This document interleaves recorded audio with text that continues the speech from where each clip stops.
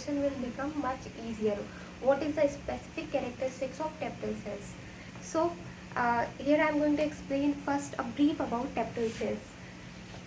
Teptal cell, if we talk about male sporangium, it is the inner layer of male sporangium, the innermost layer, which is in the direct contact of developing spores. So if we consider anther like this, and if we cut the LS of the TS section of anther, then some structure like this will appear. And if we zoom this structure, then what we see, some structures like this. And if we zoom one of this portion, then what we'll see,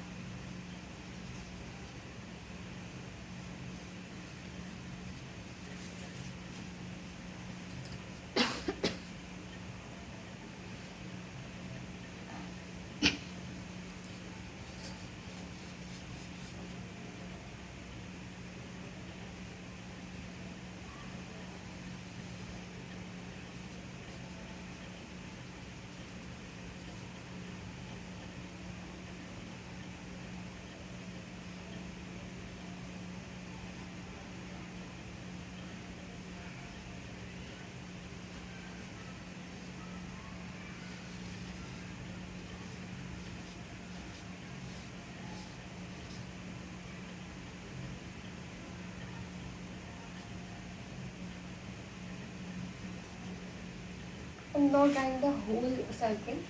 I'm just explaining it from the half one.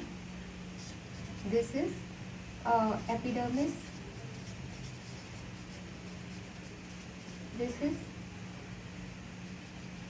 this darker layer is endothecium. Endothecium. These are inner layers.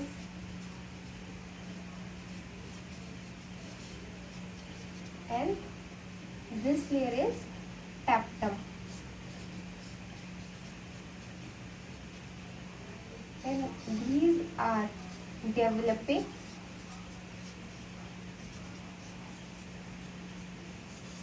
spores.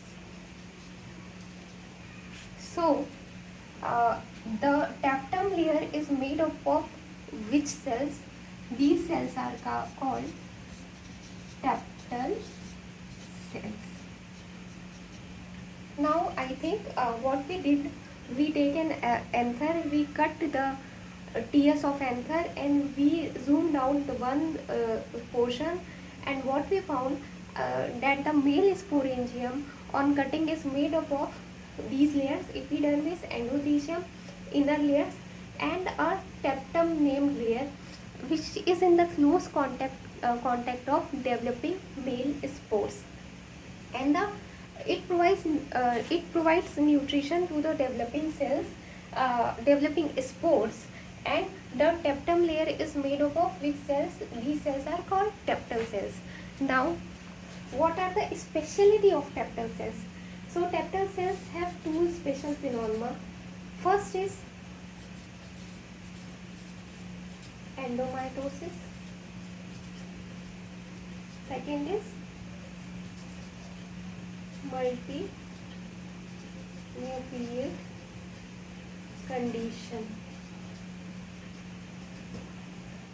So now what is endomitosis? In endomitosis, what happened? The chromosome duplication, chromatid separation occurs, but within same nucleus.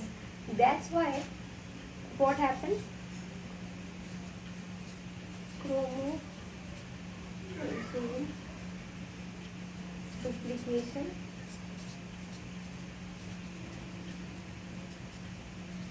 and chromatid separation.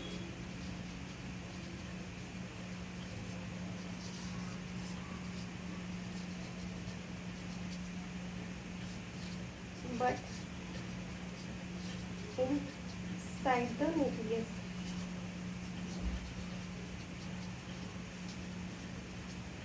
So this condition will lead to, of course, there will not the definite set of chromosome, there will be the multiple set of chromosome. And we know that if there are multiple sets of chromosome more than the desired number for a species, this phenomena is called polyploidy. And what occur in this multinucleate condition? In this multinucleate condition,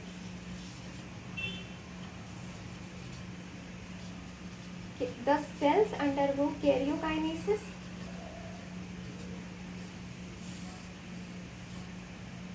but no cytokinesis.